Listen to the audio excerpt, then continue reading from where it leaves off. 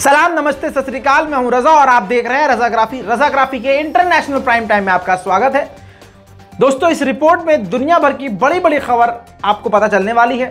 लेकिन दोस्तों, क्योंकि आज हमारे एडिटर साहब को दस्त लगे हुए हैं तो हम जल्दी जल्दी काम करेंगे हैं।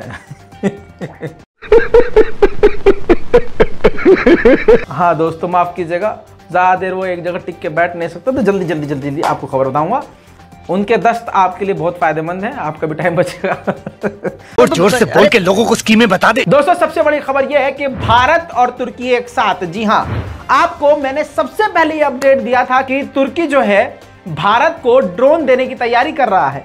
यह बात पाकिस्तान को पसंद नहीं आएगी, लेकिन क्योंकि तुर्की की हालत इस वक्त पतली हो चुकी है, करेंसी काफी डाउन है और तुर्की इस हथियारों के क्षेत्र में काफी तेजी से आगे बढ़ रहा है। दोस्तों, कस्टमर काटना आप समझते हैं, इजराइल के कस्टमर हैं हम लोग, मतलब ये भारत, पूरी दुनिया कस्टमर है अमेरिका के हथियारों की, रूस के हथियारों की। लेकिन आपको बता दूं कि अब उन्हीं होड़ में उतर आया है तुर्की, और तुर्की की सबसे बड़ी कामयाबी यह है कि उसने प्रेजेंट किया भारत के सामने पहली बार में ही भारत ने तुरंत तुर्की का प्रपोजल एक्सेप्ट किया, क्योंकि तुर्की के ड्रोन सच में ताकतवर हैं। अगर इंडियन आर्मी ने तुर्की की ड्रोन को खरीदने की बात कह दी है और ऑर्डर दे भी दिया है, भारत सरकार ने 100 ड्रोन पहले ही झटके में लेने के लिए कह दिया और हरी झंडी दे दी है। अब इस बात से ये बात क्लियर है, कई सारी चीजें वैसे क्लियर है। पहले ये कि तुर्की के ड्रोन काफी ज्यादा मजबूत हैं। दूसरी चीज ये कि तुर्की के ड्रोन रशिया और अमेरिका जैसे महंगे नहीं। तीसरी और सबसे बड़ी बात यह है कि तुर्की भारत का दुश्मन नहीं है। दोस्तों, यह खबर आपको कोई नहीं बताएगा, इसीलिए कहता हूं कि रिपोर्ट को शेयर कर दिया कीजिए। इसके साथ ही आपको अगली खबर बता दूं कि इतना ही नहीं, मलेशिया ने भी पाकिस्तान का साथ दिया था और तुर्की ने भी पाकिस्तान का साथ दिया था। इसके अलावा आपको बता दूं कि किस मामले में साथ दिया था, कश्मीर के मुद्दे पर साथ दिया था, जिसकी वजह से तुर्की और भारत के बीच में थोड़ी सी अनबन टाइप में चल रही थी। लेकिन पाकिस्तान को एक तरफ रखते हुए तुर्की ने भारत के साथ दोस्ती का यह हाथ बढ़ाया है और भारत ने भी पूरी तरह से साथ देते हुए, हाथ थामते हुए 100 ड्रोन का ऑर्डर दे दिया है। डिटेल में अगर बात करें तो पता ये चला है सूत्रों के मुताबिक कि अभी और भी बाकी डील्स होने वाली हैं तुर्की और भारत के बीच में। ये भारतवासियों के लिए बहुत अच्छी खबर है। दोस्तों, अब पाकिस्तान के पेट में दर्द तो होना ही था। अब पाकिस्तान की तरफ से बयान यह आया है कि डॉलर के दम पे भारत पाकिस्तान के दोस्तों को खरीद रहा है। तो हमारा यह कहना है, तो बिको मत, ससुरा दोस्ती ऐसे मत बनाओ जो बिक रहे हैं। तुम तो कांग्रेस वाले हो रहे हो कि मतलब झट से बीजेपी में चले जाते हैं, मतलब कोई स्टैंड ही नहीं है।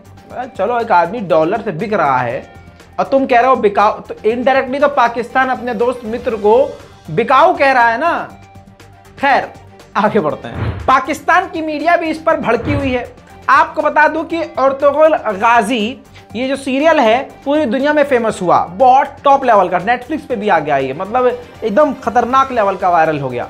अब आपको बता दूं कि पाकिस्तान ने सबसे ज्यादा इसको प्रमोट किया। पाकिस्तान ने खुद, यानी प्राइम मिनिस्टर ने अर्तुगरुल गाजी के सीरीज में काम करने वाले एक्टर और एक्ट्रेस को अपने मुल्क बुलाया और अवार्ड दिया, इतना सराहा। और अर्तुगरुल गाजी खरीद के, ऑफिशियली खरीद के पाकिस्तान ने पूरे पाकिस्तान में इसको चलाया। इन सबके बाद मीडिया ये कह रहा है, पाकिस्तानी मीडिया कह रहा है, इन सबके बाद जब बुरा वक्त आया तो तुर्की जो है भारत के साथ खड़ा हुआ दिख रहा है। भारत तुर्की से हथियार खरीद रहा है। अलग अलग तरह के सवाल खड़े किए जा रहे हैं। दोस्तों, इसी के साथ तुर्की, मलेशिया और पाकिस्तान मिलकर एक बड़ा प्लेटफॉर्म तैयार कर रहे हैं। एक ऐसा प्लेटफॉर्म, यानी इंग्लिश प्लेटफॉर्म, बिल्कुल बीबीसी की तरह, जो कि इस्लामोफोबिया को खत्म करेगा, कम करेगा और जो इस्लाम के ऊपर इस्लाम के दुश्मनों ने दाग लगाए हैं उनको मिटाने का काम करेगा। दोस्तों, अगली खबर बहुत अहम है। तुर्की से ईरान और ईरान से पाकिस्तान ट्रेन, मालगाड़ी चल चुकी है, हरी झंडी दे दी गई है। अब इससे फायदा ये होने वाला है पाकिस्तान को कि ईरान से तुर्की से जो सामान वो महंगे इंपोर्ट करने पड़ते थे उसके रेट में कमी आएगी और तो और पाकिस्तान इंपोर्ट एक्सपोर्ट भी इस लाइन के जरिए, ये तीनों देश मिलकर, ईरान, तुर्की और पाकिस्तान मिलकर इस मालगाड़ी का और इस लाइन का अच्छे खासे तरीके से इस्तेमाल करते हुए महंगाई में कमी ला सकते हैं और तीनों देश इससे और भी करीब हो जाएंगे। बता दूं आपकी जानकारी के लिए कि ये लाइन 10 साल पहले बंद हो चुकी थी, अब जाकर इसको दोबारा चालू किया गया है। पाकिस्तान ने बाबर मिसाइल जो है टेस्ट किया है, सफलतापूर्वक तरीके से, कामयाबी से उसका परीक्षण किया है। हालांकि इतनी लंबी दूरी ये मार नहीं कर सकता है, 900 किलोमीटर जो है इसकी रेंज बताई गई है। आपको बता दूं कि परमाणु ये मिसाइल नहीं है, ये एक नॉर्मल मिसाइल है जो कि 900 किलोमीटर तक की इसकी रेंज है। और आपको बता दूं कि ये क्यों किया है।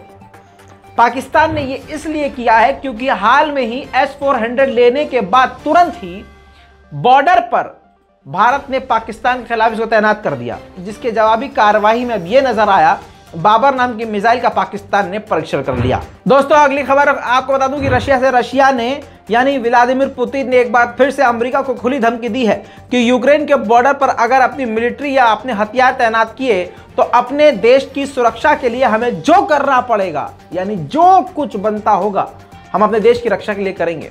इसके बाद से एक एक कदम और आगे आ गए हैं, करीब आ गए हैं जंग के। दोस्तों अगली खबर काफी सेंसिटिव है, इसमें तुर्की का इन्वॉल्वमेंट भी है, समझिएगा। रशिया और यूक्रेन आमने सामने हैं। रूस ने अपने डिफेंस सिस्टम को तैनात किया हुआ है, उधर से यूक्रेन ने भी अपने बॉर्डर पर डिफेंस सिस्टम, सारे हथियार जितने वो लगा सकता है, ड्रोन वोन सब तैनात किए हुए हैं। इसी बीच में आपको बता दूं कि यूक्रेन ने जो ड्रोन तैनात किए हैं वो तुर्की के हैं, तुर्की से खरीदे हैं। इसी बात को लेकर अभी कुछ वक्त पहले, 20 दिन पहले, व्लादिमीर पुतिन ने एर्दोगान से कॉल पर बात करी थी। लेकिन भाई एर्दोगान करेंगे क्या? एक आदमी ने चीज़ खरीद ली, अब उसका इस्तेमाल वो कैसे भी करे, किसी के खिलाफ करे, उसमें दुकानदार का कोई रोल नहीं है। बहरहाल अब ये बड़ी बात सामने आई है कि तुर्की ने लगभग 30 से 35 ड्रोन, तुर्किश ड्रोन मार गिराए, लेकिन तस्वीर सिर्फ एक की जारी करी थी, लिहाजा इसकी पुष्टि ऑफिशियली कहीं नहीं की गई। लेकिन रशियन मीडिया ने इसको बोला, बार बार बोला कि तुर्किश ड्रोन, यूक्रेन के तुर्किश ड्रोन रूस के डिफेंस सिस्टम ने मार गिराए हैं। दोस्तों जंग के हालात बिल्कुल बने हुए हैं। इतना ही नहीं, यूक्रेन भी कम नहीं है। यूक्रेन ने तुर्की के ड्रोन का इस्तेमाल करते हुए जो रूस की मिलिट्री और रूस की सरकार को सपोर्ट करने वाले ग्रुप्स हैं उनको तबाह किया था, उनके ठिकानों को उड़ाया था। और इतना ही नहीं, बॉर्डर पर तैनात तोपों को भी उड़ाया था। जाहिर सी बात है, फिर अब समझ में आता है कि व्लादिमीर पुतिन ने क्यों आखिरकार तुर्क राष्ट्रपति से बात करी थी। दोस्तों आगे बढ़ते हुए रूस के बारे में आपको एक बड़ी जानकारी दे दूं। रूस ने हथियारों की दुनिया में एक कदम आगे बढ़ा लिया है। ऐसा ड्रोन बनाया है जो ड्रोन और फाइटर जेट, फाइटर हेलीकॉप्टर को मार करते हैं। दोस्तों आपको बता दूं अगली खबर ईरान से। ईरान के विदेश मंत्री आज़रबाईजान यानी आज़रबाईजान की राजधानी बाकू पहुंच गए हैं। जी हाँ दोस्तों, आपको बता दूं कि अब आज़रबाईजान और ईरान के बीच में जो तनाव वाला माहौल था, जंग का जो माहौल बन चुका था, वो पूरी तरह से खत्म हो चुका है। दोनों देश एक साथ अब स्टैंड ले रहे हैं और दोनों मिलकर आगे बढ़ रहे हैं। आपको बता दूं कि अब विदेश मंत्री वहां ईरान के तो पहुंचे हैं, अब इसके बाद आज़रबाईजान और ईरान के बीच में बड़ी डील्स हो सकती हैं, जिनमें वो इंपोर्ट एक्सपोर्ट, इसके अलावा बिजनेस और एक दूसरे के साथ हर फील्ड में साथ काम करने के ऐसे समझौते हो सकते हैं। जल्द लौटूंगा, बहुत जल्दी आऊंगा इस पर खास रिपोर्ट लेकर। इस रिपोर्ट को शेयर कीजिएगा। दोस्तों ईरान के एम्बेसडर जो यमन में थे उनकी कोरोना से मौत हो गई थी, आपको मैंने बताया था। जिनको जब कोरोना हुआ तो ईरान ने यमन से उनको ईरान वापस बुलाने के लिए कोशिश करी। इसी बीच में उन्होंने, मतलब ईरान ने कोशिश करी कि सऊदी अरब से ये परमिशन ली जाए कि आपके एयर स्पेस का इस्तेमाल करते हुए हम जल्दी अपने पेशेंट को, अपने मरीज को ईरान ला सकते हैं, तो आप उसके लिए परमिशन हमें दे दीजिए।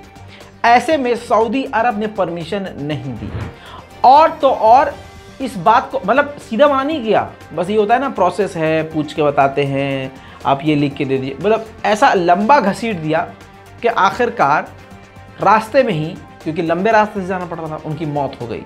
अब ईरान के मिनिस्टर्स ने उनकी मौत का इल्ज़ाम सऊदी अरब पे लगा दिया है। बहरहाल इस खबर के बारे में आपकी क्या राय बनती है, नीचे कमेंट जरूर कीजिएगा। दोस्तों अगली बड़ी खबर यह है कि ताजिकिस्तान और तालिबान एकदम एक दूसरे कट्टर दुश्मन हैं। अब तालिबान ने गलती से ताजिकिस्तान में जो अफगानिस्तान की एम्बेसी थी उस अकाउंट में गलती से तालिबान ने बड़ा अमाउंट, ये फिक्स नहीं बताया हमें कि कितना अमाउंट, लेकिन काफ़ी बड़ा अमाउंट जो है डॉलर में जो है वो पूरी तरह से ट्रांसफ़र कर दिया और ये बाबूजी फंस गए। इसके बाद इन्होंने ताजिकिस्तान से बात करने की, कांटेक्ट करके पैसा वापस लेने की कोशिश करी, लेकिन ताजिकिस्तान ने पैसा मार लिया और कह दिया कि तुम तो आतंकवादी हो, तुम्हें दे रहे हैं हम पैसे वापस। दोस्तों आपको बता दूं कि रूस के उप विदेश मंत्री ओलेग ने एक बड़ी बात कही है। उन्होंने कहा है कि तालिबान के अफगानिस्तान में आ जाने से जो दूसरे आतंकी संगठन हैं उनकी हिम्मत बढ़ गई है, उनके ख्वाब मजबूत हो गए हैं, उनके इरादे पक्के हो गए हैं। तालिबान की जीत को वो अपनी जीत समझते हैं। आपको बता दूं कि रशिया ने यह भी क्लियर किया है कि इसके बाद पूरे देश के हालात बदल सकते हैं और दुनिया में आतंक का खतरा बढ़ चुका है। दोस्तों बहुत शॉर्ट में आपको बता रहा हूं, मामला ऐसा है कि तिब्बत और चीन के बीच में भी बवाल चलता रहता है। तिब्बत के दलाई लामा, ये तस्वीर देखिए, और चीन के ये राष्ट्रपति शी जिनपिंग, इनके बीच में एकदम कांटे की टक्कर चलती रहती है। बहुत आसान कर देता हूं आपको। अब मामला ऐसा हो गया है कि दोनों का मामला निपटाने के लिए, ये जो ताना खींची चल रही है, निपटाने के लिए अमेरिका ने कहा कि भाई साहब ऐसा है, तिब्बत की तरफ से बात रखने के लिए, बात दोनों के देशों के बीच में निपटाने के लिए अमेरिका ने कहा कि हम जो है एक मीडिएटर अपॉइंट कर रहे हैं जो आप दोनों के मसले निपटा देगा। अब वो जो मीडिएटर था वो इंडियन अपॉइंट किया, उजरा जया नाम की महिला, भारतीय महिला, उनको अपॉइंट किया गया। जिसके बाद चीन भड़क गया। चीन ने कहा, मतलब जाहिर सी बात है, चीन खुद ये देख रहा है कि अमेरिका भी मेरा दुश्मन और भारत भी मेरा दुश्मन, तो कैसे एक्सेप्ट कर सकता है। तो चीन भड़क गया कि हम अपने आंतरिक मैटर में किसी दूसरे देश की उंगली बर्दाश्त नहीं करेंगे। दोस्तों बड़ी खबर आपके सामने रखने जा रहा हूं, ध्यान से सुनिएगा। जमाल खाशोगी, ये जर्नलिस्ट, वो जर्नलिस्ट है जिसको सऊदी अरब की सरकार ने तुर्की में अपने सऊदी एम्बेसी के अंदर ही मरवा दिया था। आपको बता दूं कि बड़ा खुलासा हुआ है, मोहम्मद बिन सलमान का इसमें नाम आया और तुर्क सरकार ने खुद ही बताया। इसी वजह से तुर्की और सऊदी अरब की सरकार आमने सामने है, क्योंकि तुर्की ने सच बोल दिया। अब आपको बता दूं कि बड़ा खुलासा क्या हुआ है। बड़ा खुलासा यह होगा कि पेगासस मिला था, क्लियर बात हो गई है। पेगासस फोन में मिला था इन पत्रकार की गर्लफ्रेंड के फोन में, जिससे कंटिन्यू बात करते रहते थे, और उनके फोन में, यानी उस महिला के फोन में पेगासस यूएई के एयरपोर्ट पर डाला गया था। और जिस शख्स ने डाला था उस शख्स के ताल्लुकात यूएई की सरकार से थे। और उस वक्त जब इनकी जमाल खाशोगी की मौत हुई तो एनएसओ ग्रुप ने, यानी पेगासस बनाने वाली कंपनी ने कहा था कि नहीं नहीं, इस महिला के फोन में इनके मरने तक तो कोई सॉफ्टवेयर ही नहीं था, हमने कुछ इनके फोन में नहीं डाला, साफ बनाने नहीं, हमने नहीं दिया। लेकिन अब सच सामने आ गया है कि पेगासस पत्रकार की गर्लफ्रेंड के फोन में उनकी मौत से पहले डाला गया था, जिससे सारी जानकारियां, जब एक आदमी अपने पार्टनर से बात करता है तो कुछ छुपाता नहीं है। अब पार्टनर का ही फोन हैक कर लो तो सारी डिटेल आपको पता चल जाएगी लाइव, और जाके आराम से मरवा दो। यही एक बड़ा कांड था, जिस कांड के बाद सऊदी अरब की सरकार ने बड़ी आसानी से तुर्की में ही, सऊदी की एम्बेसी में ही जर्नलिस्ट को मरवा दिया। दोस्तों इस रिपोर्ट की सबसे बड़ी खबर आपको क्या लगी, सबसे खास खबर कौन सी थी, अपनी राय कमेंट में लिखिएगा। रिपोर्ट को शेयर कीजिएगा, चैनल को सब्सक्राइब कीजिएगा। मैं हूं रजा और आप देख रहे हैं रजाग्राफी। जय हिंद।